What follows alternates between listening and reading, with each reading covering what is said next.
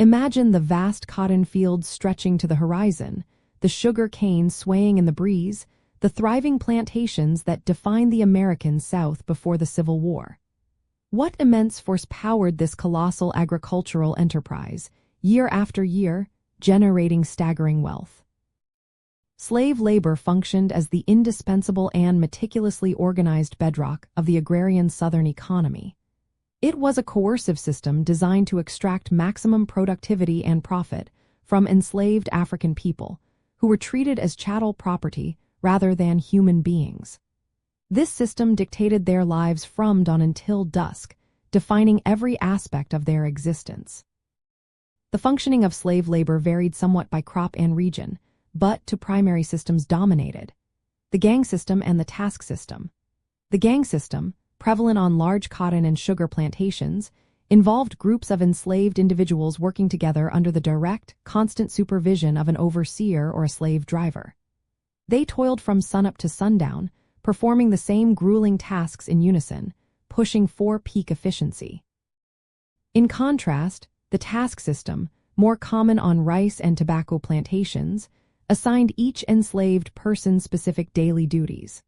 Once their assigned tasks were completed, they might have a limited amount of time for personal activities, such as cultivating small garden plots, which offered a marginal sense of autonomy within the brutal system.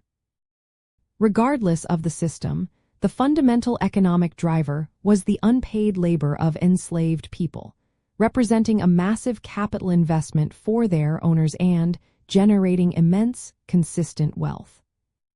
Day-to-day life under the system meant an unyielding routine of forced labor. Enslaved people were typically roused before dawn, given minimal food rations, and then marched to the fields or assigned their tasks. Their work often involved physically demanding activities like planting, cultivating and harvesting crops, processing raw materials, or caring for livestock. Domestic slaves worked in the master's house, performing cooking, cleaning, and childcare. Skilled slaves, such as carpenters, blacksmiths, or coopers, contributed specialized labor. Surveillance was constant, and any perceived insubordination or inefficiency was met with harsh punishments, including whipping, isolation, or the threat of being sold away from family, a potent tool of control. Beyond the visible labor, enslaved people themselves represented significant financial capital, often exceeding the value of all Southern railroads and manufacturing combined.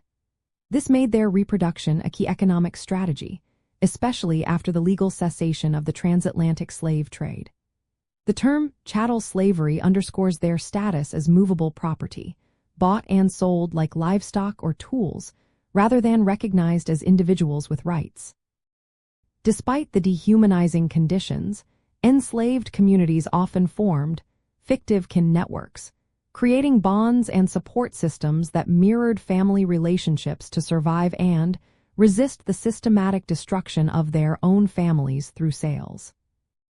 Understanding how slave labor functioned in the agrarian South is crucial for grasping the deep economic and social schism that ultimately led to the Civil War. This system wasn't merely an unfortunate aspect of Southern life. It was its very foundation, shaping its economy, its politics, and its social structure. It generated vast wealth for a planter elite, while simultaneously creating a rigid, oppressive social order built entirely upon the forced exploitation and dehumanization of millions, ultimately setting the stage for national conflict.